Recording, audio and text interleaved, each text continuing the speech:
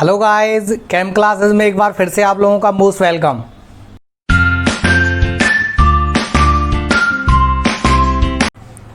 Dear friends, last lecture में हमने half life period, integrated equations और टाइम पीरियड के साथ रेशियो को स्टडी किया था। मैंने आपको कुछ प्रैक्टिस प्रॉब्लम्स भी दिए थे। आप लोगों को कमेंट्स करना चाहिए था कि क्या रेशियो किस वैल्यू के साथ निकल के आता है। दोस्तों, आज का हमारा टॉपिक रेशियो से थोड़ा सा हम आगे बढ़ के चलेंगे।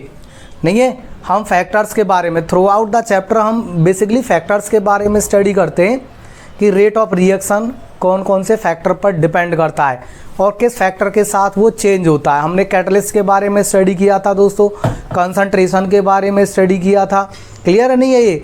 अब हम टेम्परेचर के बारे में स्टडी करेंगे कि रेट ऑफ रिएक्शन टेम्परेचर के साथ किस तरह से इफ़ेक्ट होता है, डिपेंड करता है। क्लियर नहीं है दोस्तों?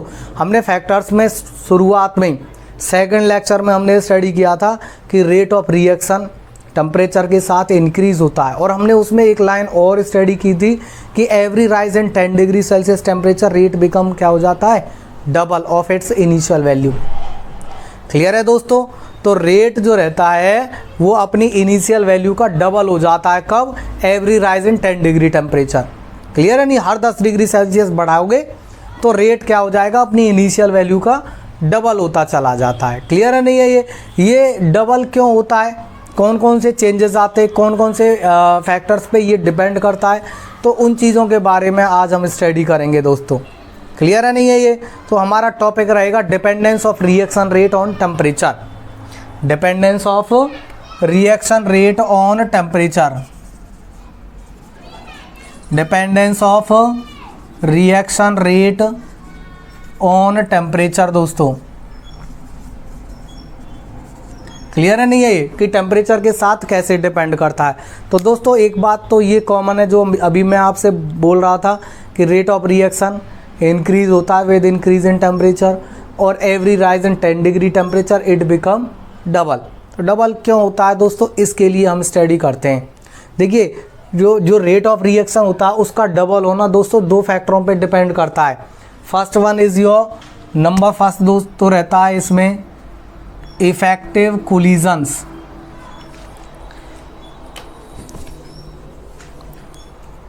इफेक्टिव कोलिजन्स दोस्तों, इफेक्टिव कोलिजन्स, ठीक है। और दूसरा फैक्टर आ जाता है दोस्तों इसमें कोलिजन फ्रीक्वेंसी। कोलिजन फ्रीक्वेंसी, ठीक है। इफेक्टिव कोलिजन और कोलिजन फ्रीक्वेंसी, इन दोनों फैक्टरों के साथ रेट डबल होता चला जाता है every rise in 10 degree temperature. First हम स्टडी करते हैं दोस्तों इफेक्टिव कोलिजन होता क्या है। कोलिजन मीन्स होता है दोस्तों, इफेक्टिव मीन्स जो फेवरेबल हो। क्लियर है नहीं है? वो कोलिजन्स जो फेवरेबल हो या वो कोलिजन्स जो इफेक्टिव हो प्रोडक्ट फॉर्मेशन के लिए, यानी the collision which are actually responsible for the product formation. नहीं है, जब हम टेम्परेचर बढ़ाते हैं ना किसी भी सब्सटेंस के लिए, आप टेम्परेचर बढ़ाइए, क्या होगा भाई? टेम्परेचर बढ़ाने से क्या होता है दोस्तों, काइनेटिक एनर्जी पार्टिकल की बढ़ती है, पार्टिकल में मूवमेंट आ जाता है। उस मूवमेंट के थ्रू क्या होता है, पार्टिकल एक दूसरे के साथ कोलाइड्स करते हैं। क्लियर है नहीं है ये? सभी पार्टिकल एक दूसरे के साथ कोलाइड्स करते हैं, लेकिन सभी प्रोडक्ट में कन्वर्ट नहीं होते। कुछ ही पार्टिकल प्रोडक्ट में कन्वर्ट होते हैं। जो पार्टिकल जिनका कोलिजन प्रोडक्ट फॉर्मेशन के लिए रेस्पॉन्सिबल होता है, उस कोलिजन को दोस्तों हम इफेक्टिव कोलिजन्स कहते हैं। समझ में आया? इफेक्टिव कोलिजन क्या रहेंगे? The collision which are actually responsible for product formation, जो प्रोडक्ट फॉर्मेशन के लिए रेस्पॉन्सिबल हों।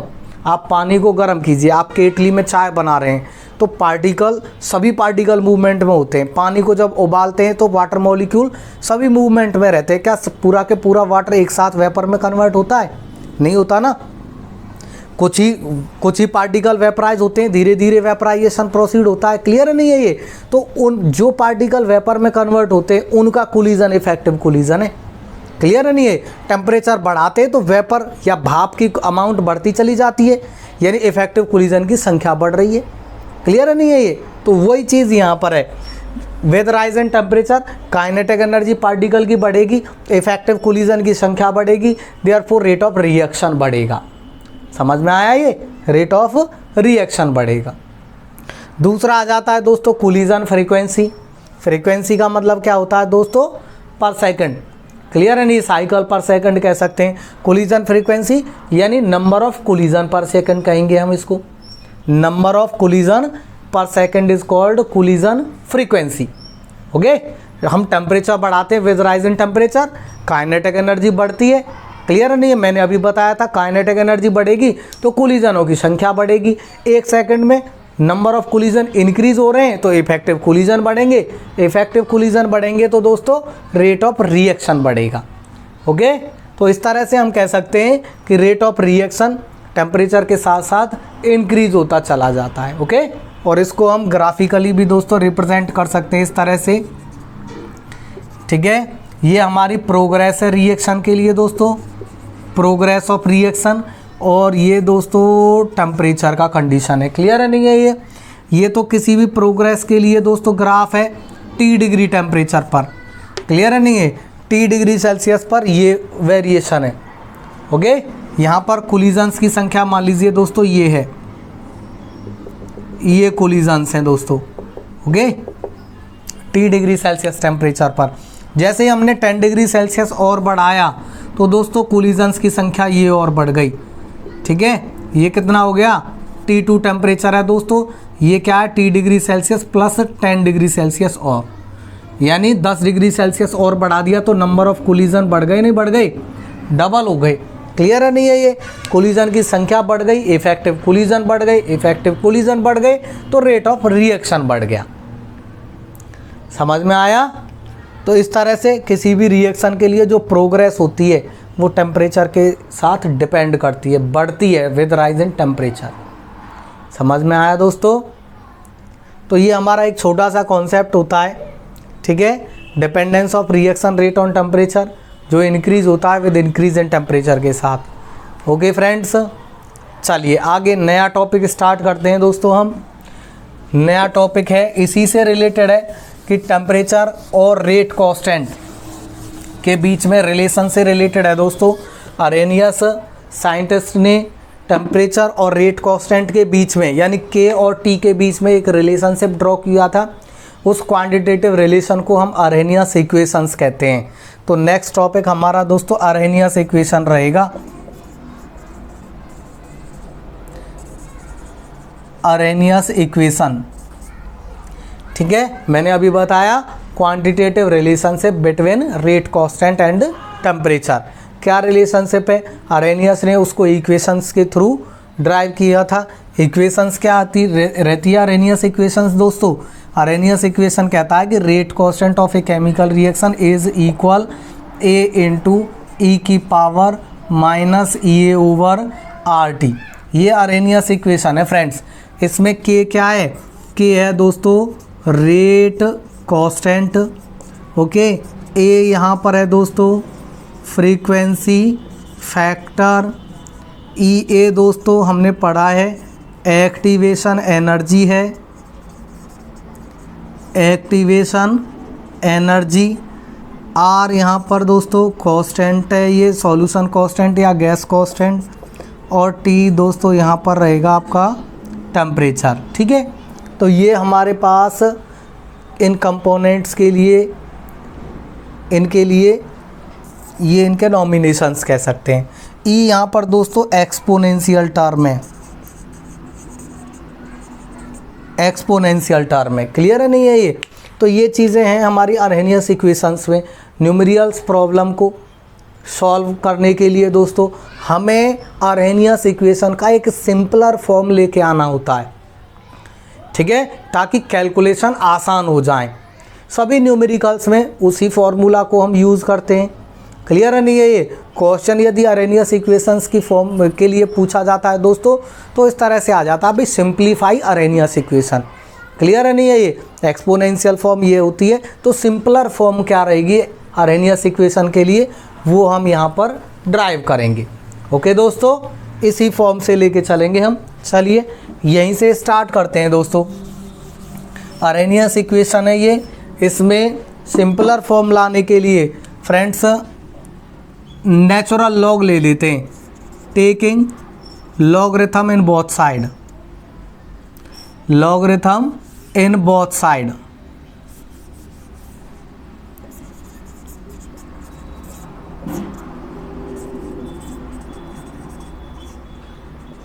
दोनों साइड दोस्तों लॉग ले लेते हैं। क्या रहेगा, नेचुरल लॉग लेके चलेंगे, log of k is equal natural log of दोस्तों ये रहेगा a इंटू ई की power minus E A over R T. ठीक है, natural log of k is equal दोस्तों ये m इंटू एन वाला फॉर्मूला है। ढंग से रहेंगे, फोकस कीजिए यहाँ, complete focus. L N of m into N, log m into N का फॉर्मूला हमने स्टडी किया था दोस्तों।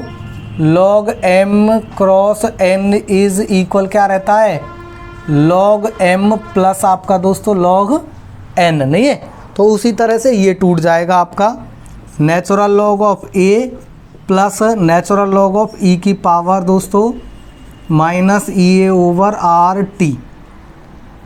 ठीक है, ये आ गया हमारा। और आगे चलिए, natural log of k is equal L N of a, ये रहेगा दोस्तों लॉग ऑफ e की पावर x, e की पावर x या e की पावर a। क्या रहता है फॉर्मूला दोस्तों, e की पावर a का फॉर्मूला रहता है लॉग e की पावर a लॉग e दोस्तों। लॉग e का वैल्यू फ्रेंड्स रहता है 1। ठीक है, ये याद रखेंगे। तो लॉग a प्लस आपका एल एन ऑफ ये आ जाएगा आगे friends minus E A over R T. ठीक है, नेचुरल लॉग ऑफ e हो जाएगा। अब ये लॉग e का वैल्यू 1, ये बचेगा आपका, यानी natural log of k is equal natural log of a minus E A over R T. Clear हुआ दोस्तों? और इसको इस तरह से राइट कर लेते हैं, natural log of k is equal minus दोस्तों E A over R T plus natural log of k, sorry a। Okay दोस्तों, ये इक्वेशन मान लीजिए फर्स्ट है, ये इक्वेशन आ गई हमारी सेकंड। ओके, ये किसकी फॉर्म में आ गई दोस्तों, y is equal M X plus C की, लाइन की इक्वेशन में आ गई। जब हमें इसका स्लोप फाइंड आउट करना होता है तो हम टेंजेंट ड्रॉ करेंगे और इंटरसेप्ट पॉइंट हमारा निकल के आएगा इस तरह से। इंटरसेप्ट पॉइंट किसके बराबर रहेगा, एल एन ऑफ ए के बराबर, और स्लोप दोस्तों इक्वल रहेगा minus E A over R K, minus E A over यहाँ पर 2.303 आर निकल के आएगा, अभी बता रहा हूँ मैं। ठीक है, कब, जब आप log k को 1 ओवर टी के वर्सेस प्लॉट करोगे। समझ में आया दोस्तों? log k वैन, इसको हम और करके इस तरह से लिख लेता हूँ। नेचुरल लॉग को जब हम log में कन्वर्ट करते हैं, ये एक और फॉर्मूला आ जाता है दोस्तों, L N of x is equal क्या रहता है 2.303 log x, नहीं है? तो यहाँ पर हम इसको इस तरह से लिख सकते हैं, नहीं लिख सकते, 2.303 log k is equal minus E A over R T plus 2.303 log a। ठीक है, इसमें से 2.303 कॉमन आ जाएगा तो इसके नीचे चला जाएगा। ग्राफ प्लॉट किया है हमने दोस्तों log k और 1 ओवर t के वर्सेस। तो यहाँ पर हमारा जो स्लोप रहेगा e माइनस साइन के साथ ई ए ओवर 2.303, भाई दोस्तों इसका जो कॉमन है ना वो आ गया ये 2.303 और r हो गया ई ए ओवर 2.303 r, स्लोप के बराबर रहेगा, इंटरसेप्ट पॉइंट log a के बराबर रहेगा। ये हमारा किसके बराबर रहेगा दोस्तों, log a के बराबर रहेगा। क्लियर है नहीं है ये? तो ये ग्राफ है, इसमें पूछ लेता है कभी कभी कि स्लोप का वैल्यू क्या रहेगा अरेनियस इक्वेशन में, तो स्लोप का वैल्यू क्या रहेगा हमारा minus E A over 2.303 r। ठीक है, समझ के चलेंगे। दोबारा से मैं रिपीट कर दूं, ये हमारा नेचुरल लॉग है। नेचुरल लॉग को जब हम लॉग में कन्वर्ट करते हैं तो 2.303 से मल्टीप्लाई कर देंगे, यानी 2.303 लॉग के हो जाएगा, और ये ln ऑफ a है तो ये 2.303 लॉग a हो जाएगा दोस्तों। क्लियर है नहीं है? 2.303 कॉमन निकालेंगे ना इक्वेशन में, भाई यहाँ नहीं है, यहाँ है आपके लिए, तो ये इसके डिवीज़न में चला जाएगा। ठीक है, तो इक्वेशन क्या निकल के आएगी, इस इक्वेशन को मैं फिर से राइट कर रहा हूँ यहाँ पर। तो ये इक्वेशन क्या निकल के आएगी दोस्तों, log k is equal minus EA over 2.303 RT plus आपका दोस्तों log a, ये इक्वेशन आ जाएगी। ये अब आ गई हमारी y is equal mx plus C. यहाँ पर y एक्सिस ये रहेगी और x एक्सिस दोस्तों 1/t ये रहेगी। इंटरसेप्ट पॉइंट c इसके बराबर रहेगा और m ये स्लोप है दोस्तों। ठीक है, ये क्या है आपका स्लोप, यानी स्लोप आपका बराबर रहेगा किसके, माइनस EA ओवर 2.303 r के बराबर, और इंटरसेप्ट पॉइंट किसके बराबर रहेगा दोस्तों, log a के बराबर। अब क्लियर हुआ कुछ? ठीक है, देख लीजिए, ये अरेनियस इक्वेशन के लिए इसका सिंपलर फॉर्म आ जाता है। ये अरेनियस इक्वेशन के लिए log k is equal minus EA over 2.303 RT plus log a, ये अरेनियस इक्वेशन का दोस्तों सिंपलर फॉर्म है। ओके, मैं अगेन इसको राइट कर देता हूँ, और इसमें इंटरसेप्ट और स्लोप आपके ये आ गए। ओके, साफ कर दूँ इसे।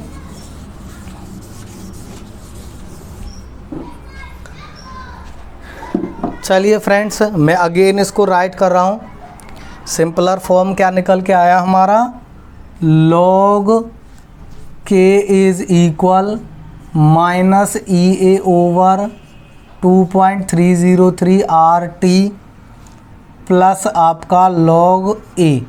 ठीक है, ये सिंपलर फॉर्म निकल के आया है जहाँ से हमने स्लोप और इंटरसेप्ट निकाले थे। ओके, इसको भी मैं एज ए इक्वेशन सेकंड ही, या तो इसको मान लीजिए या यहाँ मान लीजिए, इक्वेशन सेकंड एक ही बात है। ठीक है, नेचुरल लॉग की फॉर्म में, ये लॉग की फॉर्म में। अब आगे आ जाइए, इस इक्वेशन के लिए यदि रेट कांस्टेंट अलग अलग टेम्परेचर, भाई मान लीजिए कि T टेम्परेचर पर रेट कांस्टेंट इतना है, तो 10 डिग्री सेल्सियस बढ़ाने पर कितना आया है, क्या चेंजेस आए, क्या एक्टिवेशन एनर्जी आई है, तो वो चीज़ हम निकालते हैं डिफरेंट टेम्परेचर के लिए। वही तो रहता है क्वांटिटेटिव एनालिसिस, नहीं है? तो वो चीज़ हम निकालेंगे अलग अलग टेम्परेचर पर।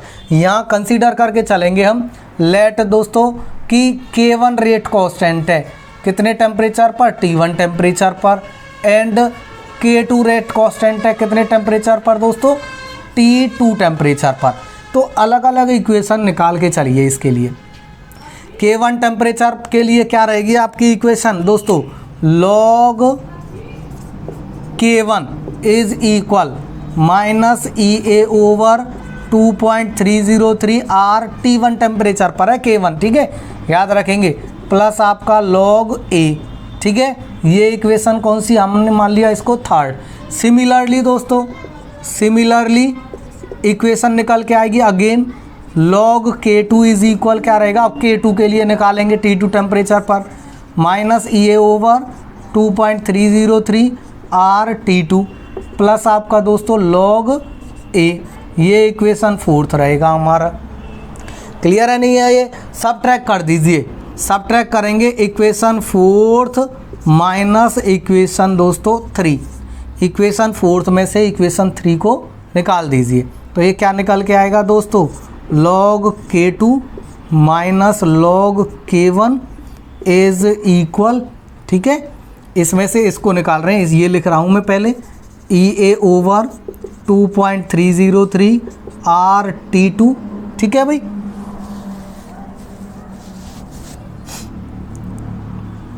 प्लस आपका log a, यहाँ माइनस साइन है दोस्तों, तो ये माइनस साइन के साथ एंट्री होगी, तो ये प्लस और ये माइनस, तो ये प्लस हो जाएगा EA ओवर 2.303 R T1, और ये माइनस हो जाएगा log a। Any problem? समझ के चलेंगे। हमने फोर्थ से थर्ड को सब्ट्रैक्ट किया तो ये इक्वेशन निकल के आया। ये आ गया हमारा फॉर्मूला दोस्तों, log m माइनस n, इसको हम रिप्रेजेंट कर देते हैं दोस्तों log m ओवर n की फॉर्म में, log m ओवर n की फॉर्म में इज इक्वल, यहाँ से देखिए आपको ये कॉमन मिलेगा दोस्तों, ये चीज़ क्या है भाई, कॉमन है, ये आपका प्लस है, ये माइनस है, तो ये तो आपके क्या हो गए, कैंसिल हो गए। ठीक है, इसमें से आपने ये चीज़ कॉमन निकाल ली।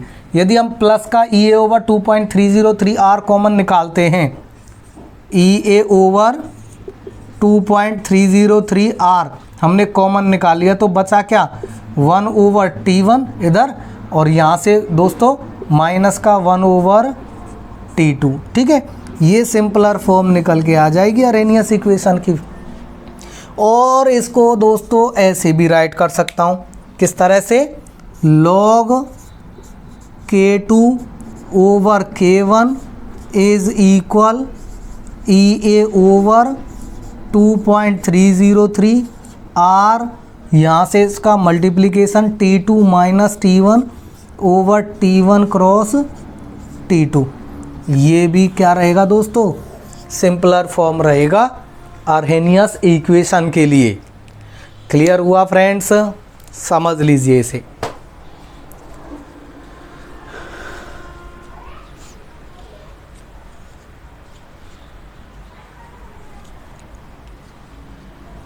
एक बार फिर से रिपीट कर दूं फ्रेंड्स, ये हमारा अरहेनियस इक्वेशन एक्सपोनेंशियल की फॉर्म में था, इसको हमने सिंपलर फॉर्म में लेके आए हैं ताकि न्यूमेरिकल कैलकुलेशंस में आसानी हो। ओके, सिंपलर फॉर्म में लेके आएंगे तो क्या किया, सबसे पहले बोथ साइड लॉग लिया है, नेचुरल लॉग निकल के आया है, उसको फिर हमने जैसे ही लॉग की फॉर्म में कन्वर्ट किया तो ये इक्वेशन आ गई हमारी। इसमें से 2.303 कॉमन लिया तो ये इक्वेशन निकल के आ गई। ये हमारी y is equal M X plus C की फॉर्म में है इक्वेशन, तो y ये रहेगा और x आपका ये रहेगा 1 ओवर टी। तो हमने जब log k को 1 ओवर टी के वर्सेस प्लॉट किया तो दोस्तों स्लोप किसके बराबर आया, माइनस ई ओवर 2.303 आर के इक्वल, और इंटरसेप्ट आया आपका log a के इक्वल। क्लियर है ये चीज़। अब अलग अलग टेम्परेचर के लिए भाई रेट कांस्टेंट अलग अलग होता है। न्यूमेरिकल्स आप एनसीईआरटी एक्सरसाइज से देखेंगे तो वहाँ पर दे रखा होता है कि 300 केल्विन पर इतना है, 310 पर रेट कांस्टेंट इतना हो गया, डबल या ट्रिपल, मतलब टेम्परेचर बढ़ाने पर कोई कह रहा है भाई इतने डिग्री सेल्सियस पर, इतने से इतने डिग्री सेल्सियस पर हमने टेम्परेचर बढ़ाया तो रेट कांस्टेंट ट्रिपल हो गया, क्वार्टर्ड हो गया, डबल हो गया। क्लियर है नहीं है, तो एक्टिवेशन एनर्जी निकालो। नहीं है, ज़्यादातर न्यूमेरिकल प्रॉब्लम में एक्टिवेशन एनर्जी कोई पूछा गया है तो उसके लिए हमें ये फॉर्मूला चाहिए होता है फ्रेंड्स। ओके, तो इसके लिए हम क्या करते हैं कि भाई K1 टेम्परेचर को हम T1 टेम्परेचर पर हम रेट कांस्टेंट K1 मानते हैं, T2 टेम्परेचर पर हम रेट कांस्टेंट K2 मानते हैं। तो दो अलग अलग इक्वेशन आ जाती हैं, अलग अलग रेट कांस्टेंट के लिए, अलग अलग टेम्परेचर पर। क्या करते हैं, इनके लिए सबट्रैक्ट कर देते हैं भाई थर्ड को फोर्थ से, तो हमारा सिंप्लीफिकेशन ये आता है कि log K2 over K1 is equal E over 2.303 R T2 minus T1 over T1 cross T2। समझ आया फ्रेंड्स, एक बार ऑब्जर्व कर लो।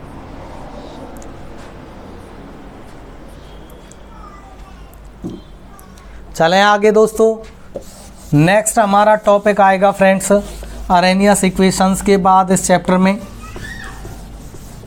Concept of activation energy. ठीक है, जो हमने अरहेनियस इक्वेशन में पढ़ा है, अब हम एक्टिवेशन एनर्जी के बारे में थोड़ा सा डिटेल डिस्क्रिप्शन देखेंगे फ्रेंड्स। एक्टिवेशन एनर्जी क्या है, क्लियर है नहीं है ये? देखिए फ्रेंड्स, जब कोई केमिकल रिएक्शन प्रोसीड होती है, याद रखना ये चीज़, जब कोई केमिकल रिएक्शन प्रोसीड होती है तो रिएक्टेंट मॉलिक्यूल कोलिजन में आते हैं, उसमें पुराने बॉन्ड ब्रेक होते हैं और नए बॉन्ड फॉर्म होते हैं, तब आपका कोई प्रोडक्ट बन के आता है। क्लियर है नहीं है ये? रिएक्टेंट मॉलिक्यूल के लिए इफेक्टिव कोलिजन में जाना नेसेसरी होता है। हमने अभी पढ़ा था दोस्तों कि इफेक्टिव कोलिजन जब तक नहीं होगा तब तक कोई प्रोडक्ट फॉर्म नहीं होगा। क्लियर है नहीं है ये? इफेक्टिव कोलिजन के लिए भी कंडीशन आ जाती है दोस्तों। ठीक है, इफेक्टिव कोलिजन कब होंगे? जब रिएक्टेंट मॉलिक्यूल के पास सफिशिएंट एनर्जी होगी। Okay, minimum sufficient energy that is called threshold energy, तभी उनका कोलिजन इफेक्टिव होगा और वो प्रोडक्ट फॉर्म करेंगे। तो एक नया वर्ड यहाँ पर हमें देखने को मिलेगा, थ्रेशोल्ड एनर्जी दोस्तों।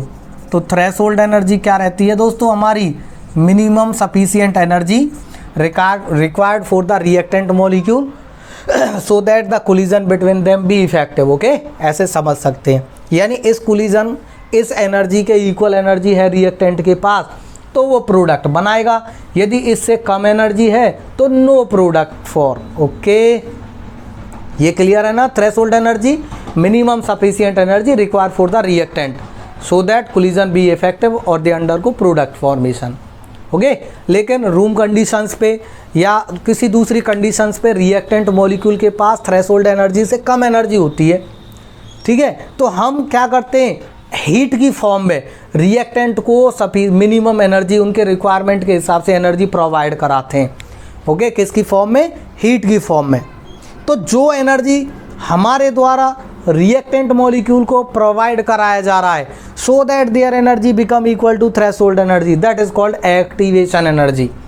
समझ में आया। एक्टिवेशन एनर्जी क्या होता है, रिएक्टेंट के पास इतनी एनर्जी ना होकर के कम एनर्जी होती है, तो जो एनर्जी हम सप्लाई करते हैं रिएक्टेंट के लिए जिससे उसकी एनर्जी कितने के बराबर हो जाती है, थ्रेशोल्ड एनर्जी के बराबर हो जाती है, उस एनर्जी को दोस्तों कहते हैं एक्टिवेशन एनर्जी। समझ में आया एक्टिवेशन एनर्जी, ग्राफ से समझ लीजिए दोस्तों।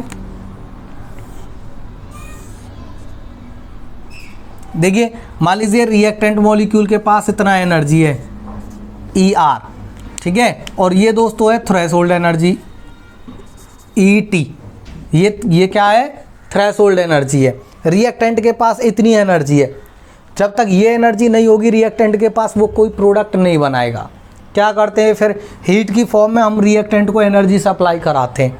ओके, एनर्जी सप्लाई किया तो जैसे ही रिएक्टेंट की एनर्जी थ्रेशोल्ड एनर्जी के बराबर हो गई, वो इस सिचुएशन पर दोस्तों एक्टिवेटेड कॉम्प्लेक्स बना देते हैं। एक्टिवेटेड कॉम्प्लेक्स या उसको बोलते हैं इंटरमीडिएट। क्या बना देते हैं इस सिचुएशन पर, इंटरमीडिएट। जैसे ही एनर्जी किसके बराबर हो गई दोस्तों, थ्रेशोल्ड एनर्जी के बराबर हो गई, क्या बन गया, एक्टिवेटेड कॉम्प्लेक्स या इंटरमीडिएट बन गया। इंटरमीडिएट अनस्टेबल होता है, तुरंत टूटता है और डिजायरेबल प्रोडक्ट में कन्वर्ट हो जाता है रिएक्टेंट। समझ में आया। तो यहाँ से यहाँ तक जो एनर्जी मिली है रिएक्टेंट को, यहाँ से यहाँ तक, that is called activation energy. ठीक है, ये क्या रहता है फ्रेंड्स, हमारा एक्टिवेशन एनर्जी।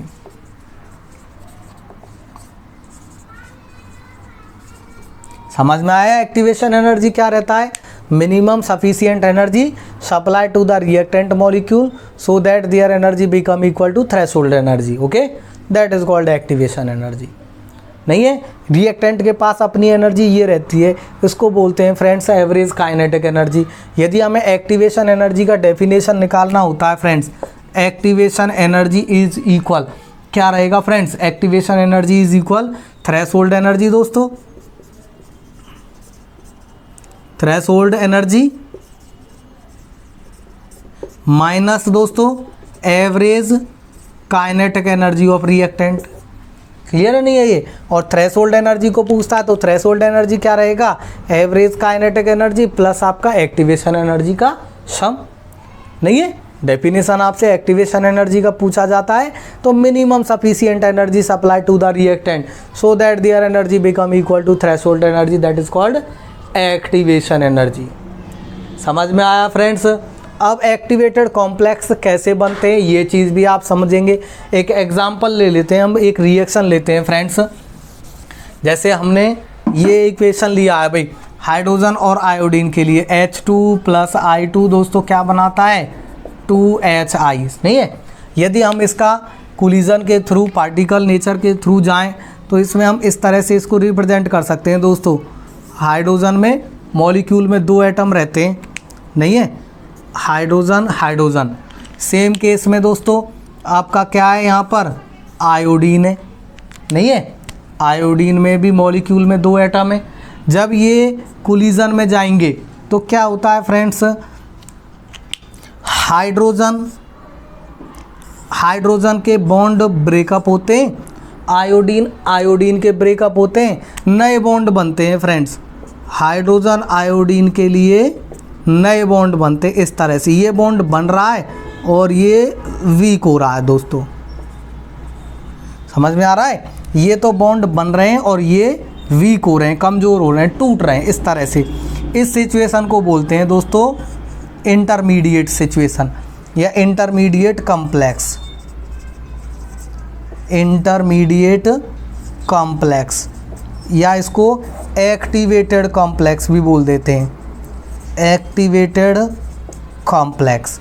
जो अनस्टेबल होता है फ्रेंड्स ये तुरंत ही टूटता है, किसमें फ्रेंड्स, HI और HI की फॉर्म में, प्लस आपका इस तरह से, यानी HI हाइड्रोजन आयोडाइड और हाइड्रोजन आयोडाइड इस तरह से। क्लियर है नहीं है, ये एक तरह से मैकेनिज्म आ जाता है एक्टिवेशन एनर्जी के लिए, एक्टिवेटेड कॉम्प्लेक्स के लिए।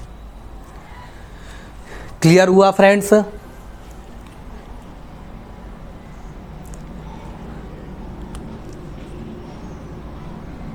चलिए दोस्तों आगे बढ़ते हैं फिर हम।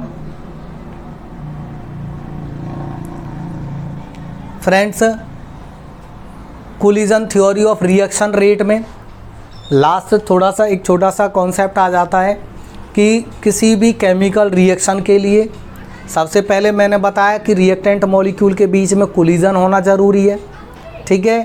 कोलिजन के साथ साथ कोलिजन इफेक्टिव होना ज़रूरी है, तब आपका कोई प्रोडक्ट बनता है, नहीं है। इसके अलावा दो बैरियर से भी पास आउट होना होता है दोस्तों किसी भी रिएक्शन में रिएक्टेंट को, ओके। वो बैरियर कौन कौन से होते हैं फ्रेंड्स, एक तो रहता है उसमें फ्रेंड्स हमारा एनर्जी बैरियर, एनर्जी बैरियर, और दूसरा रहता है दोस्तों ओरिएंटेशन बैरियर, ओरिएंटेशन बैरियर। दो बैरियर से भी पास आउट होना होता है, ये रुकावटें होती हैं एक तरह से कह सकते हैं कि एनर्जी बैरियर तो यही है आपका थ्रेशोल्ड एनर्जी का बैरियर, यानी थ्रेशोल्ड एनर्जी के बराबर एनर्जी है तो प्रोडक्ट बनेगा, इससे कम एनर्जी है तो कोई प्रोडक्ट फॉर्म नहीं होगा। क्लियर हुआ, एनर्जी बैरियर। दूसरा है ओरिएंटेशन बैरियर, ये कोलिजन से रिलेटेड है, प्रॉपर ओरिएंटेशन मिलेगा, जिनके बीच में कोलिजन होना चाहिए उनके बीच में कोलिजन हो रहा है तो दोस्तों प्रॉपर ओरिएंटेशन बोलते हैं उसको, और प्रॉपर ओरिएंटेशन में प्रोडक्ट फॉर्म होता है। और यदि इम्प्रॉपर ओरिएंटेशन है, यानी जहाँ कोलिजन होना चाहिए वहाँ कोलिजन हो रहा है, नहीं हो रहा है सॉरी, और जहाँ कोलिजन नहीं होना चाहिए वहाँ कोलिजन हो रहा है, तो उसको बोलते हैं हम इम्प्रॉपर ओरिएंटेशन। और इम्प्रॉपर ओरिएंटेशन में कोई प्रोडक्ट नहीं बनता, ओके। इम्प्रॉपर ओरिएंटेशन में नो प्रोडक्ट फॉर्म। क्लियर है ये। तो इन दो बैरियर के साथ भी रिएक्टेंट मॉलिक्यूल को पास आउट होना होता है किसी भी प्रोडक्ट फॉर्मेशन के लिए, ओके। तो लास्ट कॉन्सेप्ट दोस्तों इसमें हमारा कोलिजन थ्योरी या आपका एक्टिवेशन एनर्जी से रिलेटेड था। अब आपका ये चैप्टर कंप्लीट हो गया है। कोई प्रॉब्लम्स हो या आपका अगर आपको अच्छे से इस चैप्टर को एक बार रिव्यू करना है तो लास्ट वीडियोस को एक बार ज़रूर ऑब्जर्व करें। कोई कॉन्सेप्ट दोबारा से आपको समझना है तो कमेंट्स करें। That's all friends.